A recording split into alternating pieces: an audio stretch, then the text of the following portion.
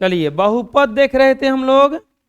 बहुपद में कल हम लोग पढ़े थे कि बहुपद किसे कहते हैं। एक्स में एक ऐसा बीजीय व्यंजक जिसका घात ऋणात्मक नहीं होता है और दशमलव में नहीं होता है, उसे ही क्या कहते हैं, बहुपद कहते हैं। क्या कहते हैं, बहुपद कहते हैं। अब आता है बहुपद के पद। तो बहुपद जिससे बना होता है, बहुपद जिससे बना होता है, बहुपद जिससे बना होता है उसी को बहुपद का पद कहा जाता है। अच्छा, जिसे ये है 4x² प्लस 6x प्लस 8, ये कौची कौची से बना है देखो तो बबुआ, 4x² से, 6x से और 8 से, ये 3 गो से बना है। तो ये तीनों को क्या कहा जाएगा, बहुपद का पद। बहुपद का पद ना समझ में आया अभी। बहुपद जिससे बना होता है उसी को बहुपद का पद कहा जाता है। जैसे मान लो, ले लो 14x² plus 9x³ plus 8x plus 5। तो इसमें बताओ बहुपद के को गो पद है, 4 गो। ए में को गो पद है। बहुपद ये जो बना है वो का से बना है, तो एगो बना है 14x² से, एगो बना है 9x³ से, एगो बना है 8x से और एगो बना है 5 से।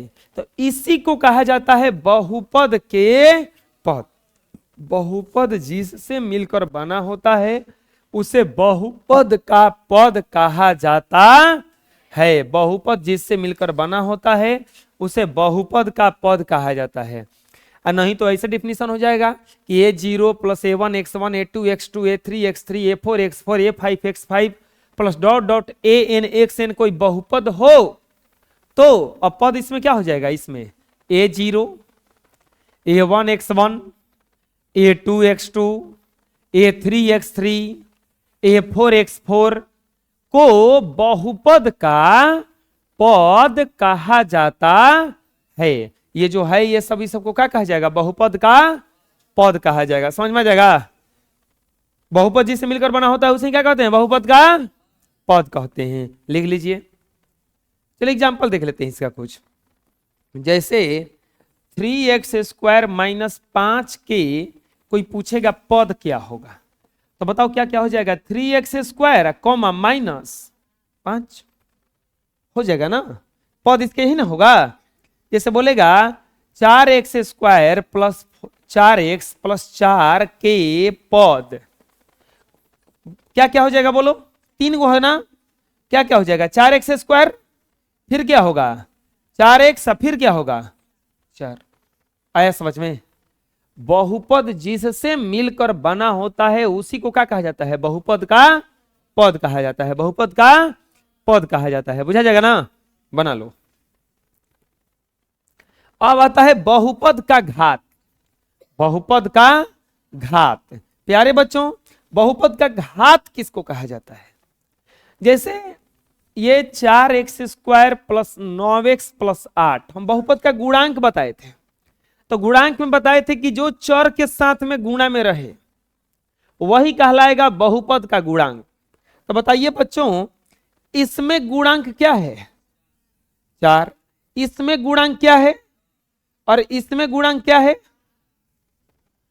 घात क्या है और गुणांक क्या है। घात जो कपड़ा पर बैठा रहता है घात कहलाता है, जो कपड़ा पर बैठा रहता है क्या कहलाता है, घात कहलाता है।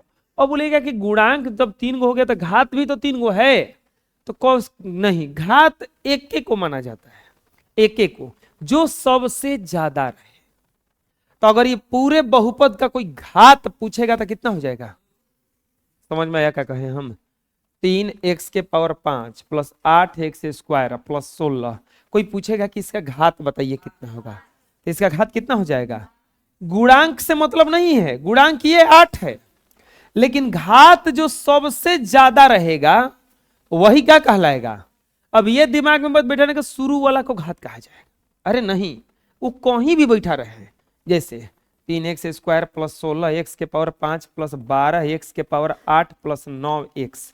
इसमें कोई पूछेगा कि बताइए घात क्या है, तो इसमें घात क्या हो जाएगा, बहुपद का 8।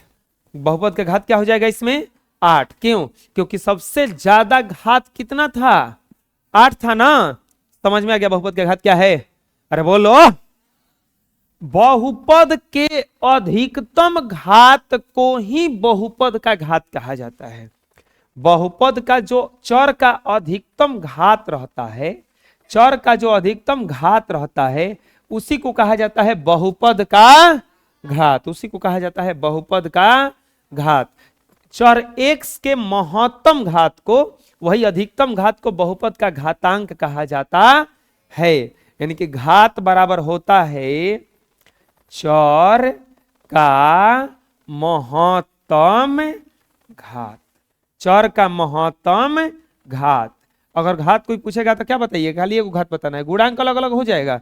जैसे एग्जांपल ले लेते हैं, कोई पूछेगा कि 9x² प्लस 8x प्लस 6 का घात बताइए ना कितना होगा, तो क्या बताइएगा, बोलिए 2। क्या कि महत्तम घात कितना है इसमें, ना बुझा रहा है अभी? अरे बोला कौस के बोला। 10x माइनस 6x के पावर 9 प्लस 12x के पावर 8 प्लस x² का घात कोई पूछेगा तो क्या बताइएगा?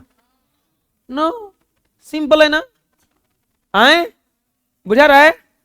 कोई बोलेगा कि 12x के power 5 plus 16x² plus 16x के पावर 10 प्लस 8 का घात पूछेगा तो क्या बताइएगा? सबसे ज्यादा घात 10 है ना है। हम क्या कह रहे हैं, अरे नहीं, घरे होता है कि घरे आपको मान लीजिए गिलास में से जूस रखा हुआ है, चाहे दूध रखा हुआ है, चाहे कुछ चाय रखा हुआ है, आपको चुन के उठाना है, तो आप कौन उठाते हैं?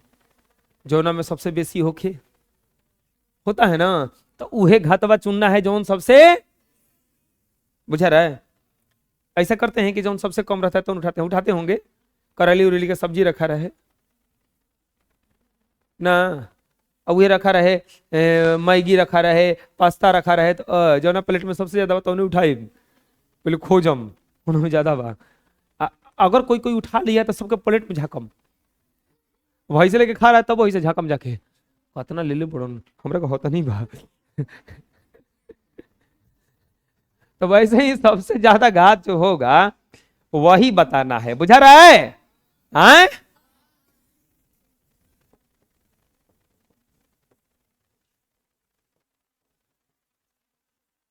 बताओ घात कितना होगा इसका? आया समझ में?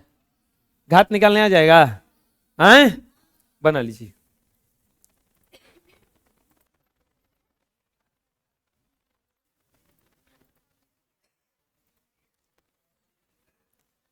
बहुपद का मानक रूप, बहुपद का मानक रूप। मान लीजिए आपके घर में 2-3 लोग पढ़ने वाले हैं, एगो 6 क्लास में है, एगो 7 क्लास में है, एगो 8 क्लास में है।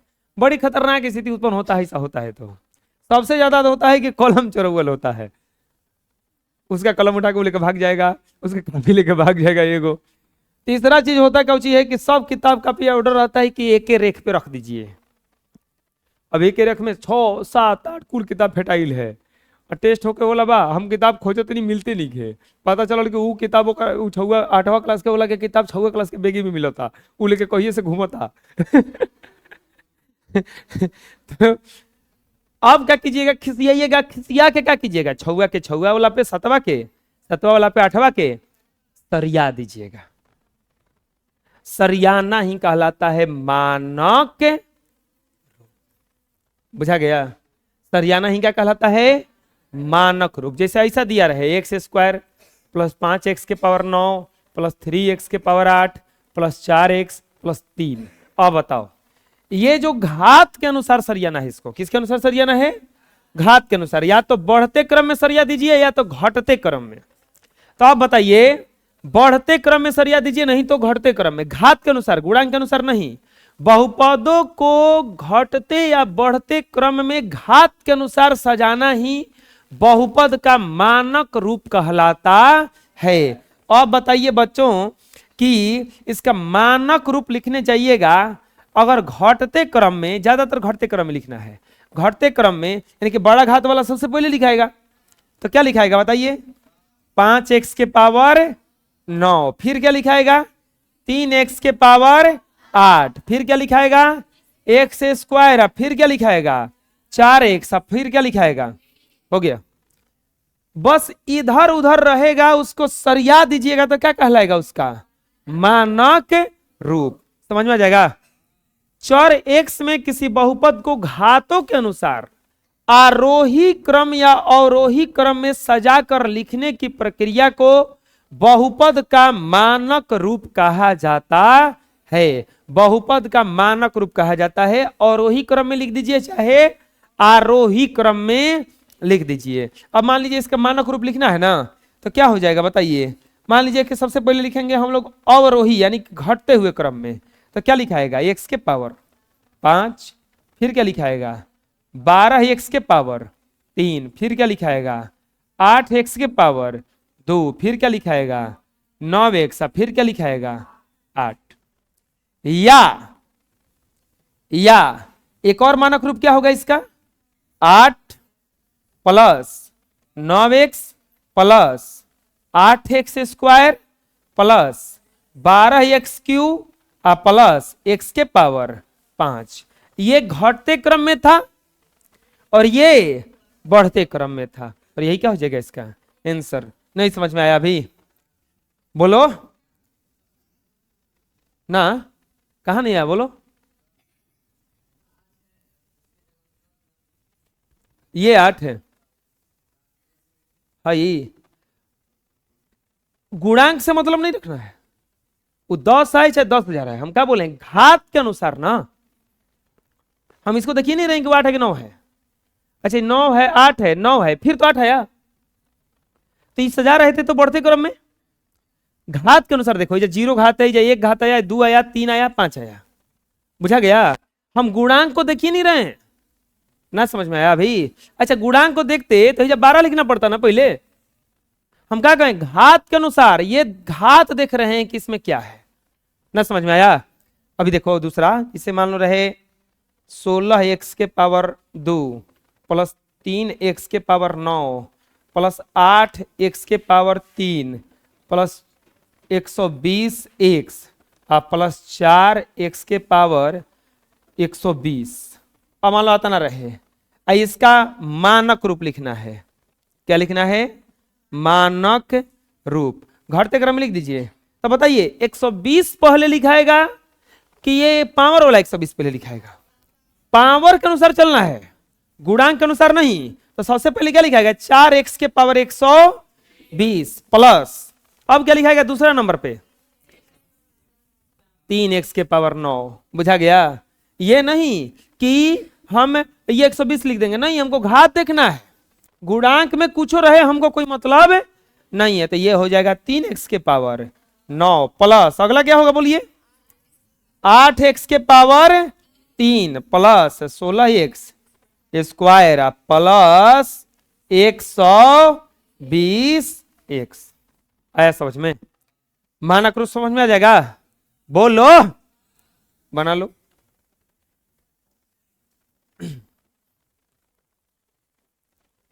और एग्जांपल देखते हैं, जैसे 4x स्क्वायर प्लस 6x। जल्दी से आप लोग भी लिखिए, इसका मानक रूप लिखिए।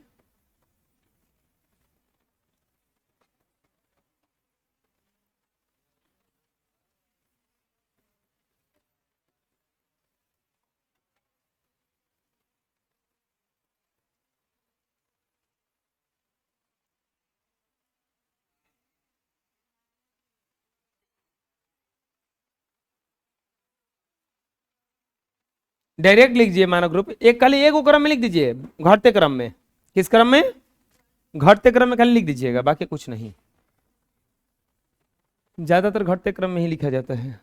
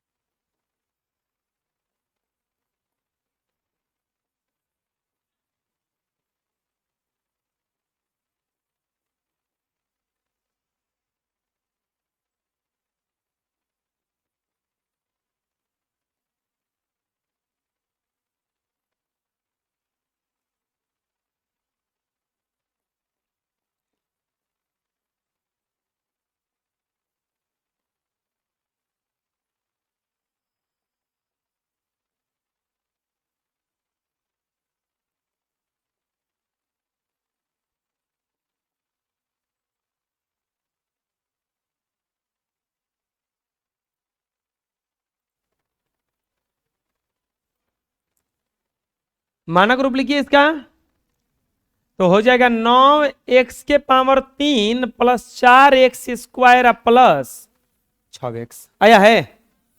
आए? इसका मानक रूप क्या होगा अगला वाला का? 16x³ plus 3x² plus 12x plus 12। Answer. कोई दिक्कत? इतना का मानक रूप पूछ रहा है ना। 3x³ 9 plus 4x² plus 16x plus 8। ये मानक रूप बोल रहा है ना। 19x² plus 5x³ plus 16। इसका मानक रूप 160x² plus 125x² plus 16x² और प्लस 16x। चलिए बना लीजिए, बुझा जाएगा ना। नेक्स्ट, बहुपदों का वर्गीकरण। बहुपदों का वर्गीकरण अब समझ लो यहीं पे, ये लंबा जाने वाला है। बहुपद का वर्गीकरण दो प्रकार से किया गया है। बहुपद का वर्गीकरण दो आधार पर किया गया है। एक किया गया है पद के आधार पर, पद के आधार पर एक किया गया है पद के आधार पर, और दूसरा किया गया है घात के आधार पर। दूसरा किसके आधार पर किया गया है? घात के आधार पर। बहुपद का वर्गीकरण कितने आधार पर किया गया है? पद के आधार पर किया गया है, और दूसरा किया गया है घात के आधार पर। पद के आधार पर क्या क्या है देखिए। पद के आधार पर क्या क्या है देखिए। पद के आधार पर है एक पदी बहुपद। एक पदी बहुपद, पद के आधार पर एक पदी बहुपद। दूसरा है द्विपदी बहुपद। दूसरा है द्विपदी बहुपद। तीसरा है त्रिपदी बहुपद। तीसरा कौन सा बहुपद है? त्रिपदी बहुपद। चौथा है चतुर्पदी या बहुपदी। बहुपदी बहुपद। बहुपदी बहुपद। घात के आधार पर है एक घातीय बहुपद। घात के आधार पर है एक घातीय बहुपद, द्विघातीय बहुपद। द्विघातीय बहुपद। तीसरा है त्रिघातीय बहुपद। तीसरा कौन सा है? त्रिघातीय बहुपद। चौथा है चतुर्घातीय। चतुर्थ घातीय बहुपद। चलो बताओ, बहुपद का वर्गीकरण कितने आधार पर किया गया है? दो आधार पर। बहुपद का वर्गीकरण कितने आधार पर किया गया है? दो आधार पर। एक किया गया है पद के आधार पर, और दूसरा किया गया है घात के आधार पर। पद के आधार पर, दूसरा किया गया है घात के आधार पर। घात के आधार पर है एक घातीय, द्विघातीय, त्रिघातीय, चतुर्थ घातीय। एक घातीय, द्विघातीय, त्रिघातीय और चतुर्थ घातीय। पद के आधार पर किया गया है एक पदी, द्विपदी, त्रिपदी और बहुपदी। एक पदी, द्विपदी, त्रिपदी और बहुपदी। चलिए बताइए बहुपद को कितने भागों में बांटा गया है? दो भागों में, एक पद के आधार पर और घात के आधार पर। तो इसको अभी मत लिखिए, ये वाला पहले लिख लीजिए कि बहुपद का वर्गीकरण कितने आधार पर किया गया है? दो आधार पर, घात के आधार पर और पद के आधार पर। घात के आधार पर और पद के आधार पर। अब इसको बनाइए, इसको लिख लीजिए पहले। अब इसको बना लीजिए। बहुपद बना के ऐसा ही एक डायग्राम बना लीजिए। चलिए अब चलते हैं आगे। घात के आधार पर बहुपद के प्रकार। तो घात के आधार पर बहुपद हम लोग पढ़े ना अभी तुरंत। निम्नलिखित प्रकार का है, घात के आधार पर बहुपद निम्नलिखित प्रकार का है। चतुर्घातीय बहुपद, उसमें एक शून्य बहुपद भी आता है, इसका कोई टेंशन नहीं लेना है। इसमें एक और शून्य बहुपद भी आता है, इसमें एक और शून्य बहुपद भी आता है, जोड़ लेना है। बहुपद ना भी लिखिएगा तो कोई दिक्कत नहीं है, इसमें लिख लीजिएगा। शून्य बहुपद भी आता है। कौन सा बहुपद आता है? शून्य बहुपद। तो घात के आधार पर बहुपद देखिए कितने प्रकार का बना। निम्नलिखित प्रकार का एक घातीय, द्विघातीय, त्रिघातीय, एक और उसमें लिखा है हम चतुर्घातीय और शून्य बहुपद लिखवा है ना। अब सुनिए ये क्या क्या है, एकदम समझ में आ जाएगा एक बार में ये सब। एक घातीय क्या है, द्विघातीय क्या है, तीन घातीय। बहुपद का घात किसको कहा जाता है? चौर के अधिकतम घात को बहुपद का घात कहा जाता है। चौर का जो अधिकतम घात रहता है उसी को क्या कहा जाता है? बहुपद का घात। जैसे x square plus 16 x plus 9, इसका घात क्या होगा बोलो? 2। अधिकतम घात कितना है इसका? 2। तो जिस बहुपद का अधिकतम घात 2 हो उसे द्विघातीय बहुपद कहते हैं। तो ये जो बहुपद लिखे कौन सा बहुपद हुआ? ये द्विघातीय। अब यहां पे लिखे हैं x प्लस 9, इसमें घात कितना है? 1 नहीं है, कुछ नहीं तो यहां पे 1 है ना। तो अब बताइए कौन सा बहुपद हुआ? एक घातीय। कौन सा बहुपद हुआ? एक घातीय। अब यहां पे लिख रहे हैं x plus x square plus x Q plus 9, इसमें अधिकतम घात बताइए कितना है? 3। तो इसका घात बहुपद का घात कितना हुआ? 3। तो ये कौन सा बहुपद कहलाएगा? त्रिघातीय। क्या कहलाएगा? त्रिघातीय। अब हम लिख दिए 4, ये भी एक बहुपद है, बहुपद है। अब यहां पे इसका घात निकालिएगा तो x लिख के जो 0 ना लिख सकते हैं? अब बोले 0 लिखे तो 0 ना हो जाएगा। अरे नहीं, कोई किसी भी संख्या का पावर अगर 0 रहे तो उसका वैल्यू कितना हो जाता है? 1 हो जाता है। तो इसका घात निकाले तो कितना आया? 0। तो 0 तो इसी को क्या कहा जाता है? शून्य बहुपद। क्या कहा जाता है? शून्य बहुपद। बताओ एक घात वाले बहुपद को क्या कहा जाता है? एक घातीय। 2 घात वाले बहुपद को क्या कहा जाता है? 2 घातीय। 3 घात वाले बहुपद को क्या कहा जाता है? यही तो है। और जिस बहुपद का घात शून्य हो उसे क्या कहा जाएगा? शून्य बहुपद। क्या कहा जाएगा?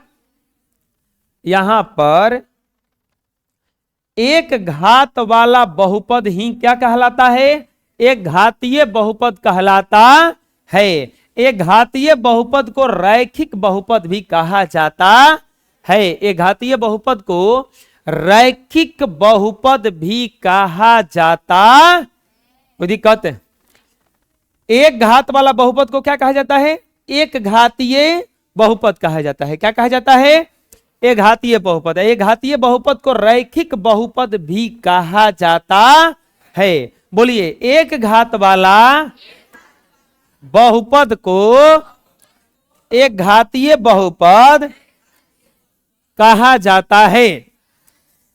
एक घातीय बहुपद को रैखिक बहुपद भी कहा जाता है। एक घातीय बहुपद को कौन सा बहुपद कहा जाता है? रैखिक बहुपद भी कहा जाता है। रैखिक बहुपद या तो एक पदी होता है या द्विपदी, 2 से ज्यादा पद नहीं होगा इसमें। एग्जाम्पल देखते हैं। इसका एग्जाम्पल बहुत आसान है, जैसे 4x plus 9, x plus 8, x 2x minus 3x 4/3 x plus 9। और इस तरह कुछो लिखिए, लेकिन ओकरा में घात कुछो मत दीजिए, चाहे 1 दे दीजिए। कुछ नहीं तो 1 है, कुछ नहीं तो 1 है, कुछ नहीं तो 1 है, 1 है ना। तो ये कौन सा बहुपद हुआ? एक घातीय। कौन सा बहुपद हुआ? समझ में आ जाएगा। अच्छा बताओ ये कौन सा बहुपद है? एक घातीय है ना? नहीं, एक घात कितना हो गया इसका? 2 हो गया ना। तो ये द्विघातीय में चला जाएगा ना। एक घात वाला बहुपद लिख देना है, समझ में आ जाएगा। लिख लीजिए। अब आता है रैखिक बहुपद या एक घातीय बहुपद का व्यापक रूप। रैखिक बहुपद या एक घातीय बहुपद का व्यापक रूप। तो देखिए, ax प्लस b को रैखिक बहुपद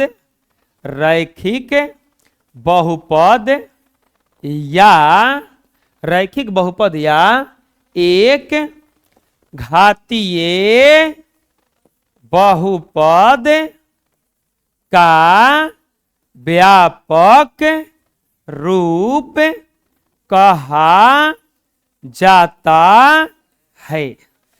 ए एक्स प्लस बी को रैखिक बहुपद या एक घातीय बहुपद का व्यापक रूप कहा जाता है जहां ए इज नॉट इक्वल टू 0। यानी कि कोई बोलेगा कि रैखिक बहुपद का व्यापक रूप बताइए, व्यापक रूप बताइए, तो बताना है ए एक्स प्लस बी जहां ए इज नॉट इक्वल टू 0। बोले ये समझ में ना आ रहा है व्यापक रूप क्या है। व्यापक रूप का मतलब होता है कि कैसन होता है, तो इसी के रूप का होता है ए एक्स प्लस बी। देख लो 4x plus 9 A x plus B, A की जगह यहाँ पे 4x बी, सब उसी के जैसा है ना।